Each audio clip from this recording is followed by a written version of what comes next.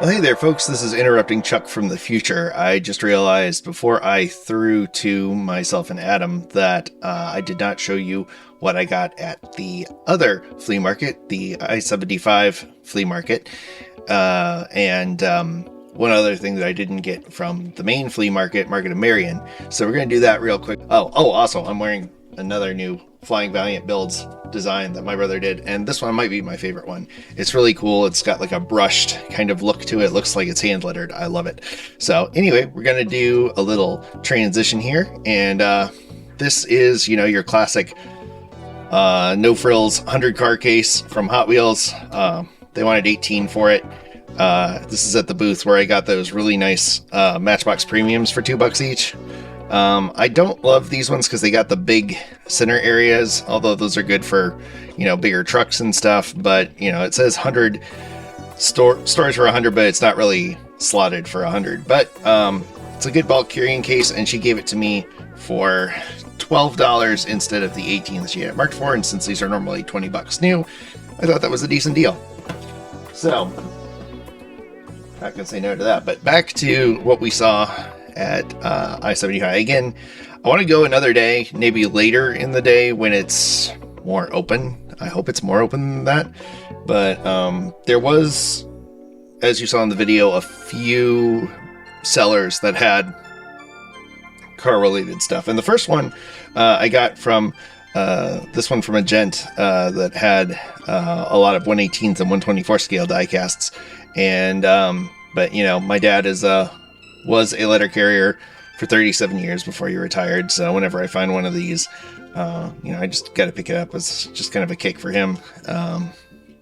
And this is the Matchbox version. The green light version is brilliant. It is very well done. This one's not bad though. You know, it's got the rivets and stuff, and the tampos are pretty accurate to, it would have had the number up here too, but pretty accurate to a postal vehicle, the Grumman LUV.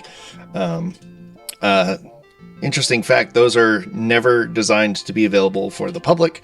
You will never see one privately on the road, although I did see one that made it to a private junkyard once, which is very rare, because they're designed to be reused and used again until there's nothing left. And this one, there was pretty much nothing left. And I'm pretty sure he wasn't supposed to have that, so I won't say the name of the person. But it was there, and it was very weird to see one that was in a private possession. This is a Bronco 2 from Majorette. This is part of their Sonic Flashers series. I believe I had this one as a kid. I know I had the 928 police car, but, you know, I love Bronco 2s. My mom had a cousin with a Bronco 2, and I thought it was the coolest thing. So it's not, you know, the best casting. It's not bad. It's, you know, you got no interior, solid plastic glass. I'm sure there is a rotted battery inside this because this thing is at least 30 years old. But it's that great 80s and 90s era stuff that I love to pick up. Found this weird, I'd never seen this one before. This is a no-name Chevy Caprice. It's different from that other junk one that I found later that absolutely looks like nothing, but this one actually looks like a Caprice, and I'd never seen it before, so I had to get it, even though it's a, you know, really crummy casting. But it's just fun. This would be a good like Gaslands Wastelands side piece, you know, have it half buried in the ground or something. Got this one too. Not anything super special. It's a Ford Expedition. You know, again, it's just your usual generic, come on, focus, stock vehicle, and thought it was cool. You can probably take the military police thing off with a little dry erase marker and give this something else to do. I think that's all the Lucy's except for this guy. And I really did like this. It seems pretty darn close to 164. Let's see, do I have something that I know is 164 scale? This is the Auto World, so you know this is a true 164 scale truck. You can kind of put them back to back and see, okay, that would be a bit wider than the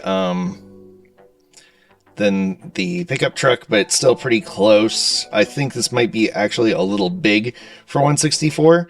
He had one that was significantly smaller, but it was very obviously below 164. It would have been like 172nd or 176 scale. But I thought this one was pretty darn close. So, you know, like they say, mind over matter. If you don't mind, it don't matter. And I don't mind, because, yeah, I've been looking for a good London bus to work with. And I found that one. I got this Vintage Cool Customs, little Dale Jarrett special here. Kind of a old Ford, like a 55 Ford, set up for stock car. That one is just begging to be a post-race customization right there. So, and you can see it's already, I'm going to actually crack this one here because it's coming apart and I want to get a good look at it. So, plastic wheels, but you got a really nice roll cage in there, full roll cage. And these are plastic wheels, but they are raised, well, they're not raised, but they're the yellow Goodyear, you know, proper NASCAR style tires. So, and you got a decently detailed chassis under there. So there's a lot of cool stuff that can be done with this car. So that was a good find for $3. I got this one also for $3 from him. Woohoo! A little lively there. M&M's stock rods. I have not seen this stock rods before. I hadn't seen the Corvair stock rods, and I hadn't seen, this is very clearly a 77 Trans Am, very Smokey and the Bandit car, and it's got brilliant side mirrors on it. You got the proper arrow shaped side mirrors, the proper honeycomb wheels.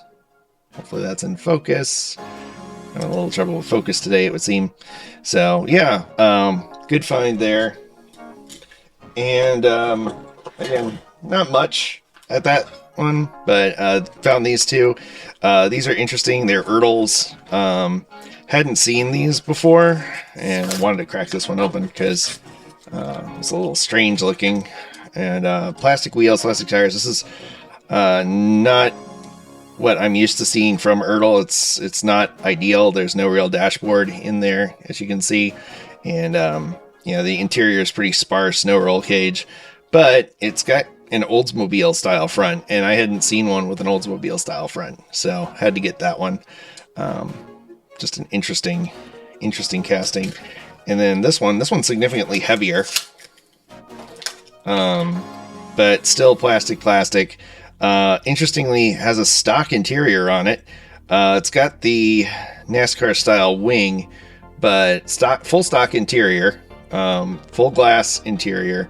So this could very easily be made into a stock style vehicle, other than of course the NASCAR style chassis underneath. And looks like just regular stickers on this one. These are, oh, those are also stickers. So yeah, just stickers on these. So kind of cheapy. You can join the collectors club for $8 for 1 year, or $14 for 2 years. 1990 copyright on these. So I have a feeling that would no longer work, as much as I would love to send these in and see if I could join the collectors club. But yeah, so that's it from what I found out at the I-75 flea market